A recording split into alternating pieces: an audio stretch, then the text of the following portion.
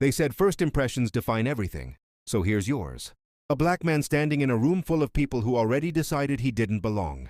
That's your hook. Don't forget to subscribe. Your support is what will help us reach our first 1,000 subscribers.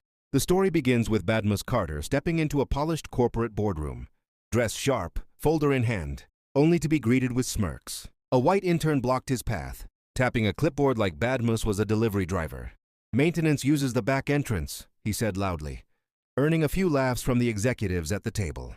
Badmus didn't react. He'd seen this kind of ignorance wear 1,000 faces. When he finally took a seat, 2 executives whispered loud enough for everyone to hear. "They're really lowering standards these days."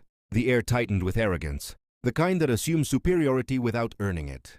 Badmus could feel the weight of disrespect pressing on him, but he held his posture, spine straight, eyes steady, dignity untouched. The meeting began, and they dismissed his every comment, cutting him off, talking over him, treating him like an inconvenience instead of a contributor. Until the CEO entered, everyone rose, except Badmus, who simply folded his hands. The CEO's eyes lit up.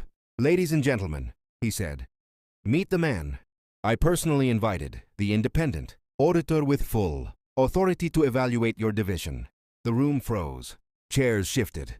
Throats tightened. Eyes widened in dawning panic. The same people who mocked him now scrambled to correct their posture. Badmus stood slowly, opening the folder they assumed held cleaning schedules, but inside were performance reports, misconduct records, and recommendations signed by the CEO himself. He spoke calmly, his voice steady but sharp enough to cut through their excuses. "Respect is not optional. Dignity is not negotiable. And today, accountability won't be either." One by one, the arrogance melted. The whispers stopped.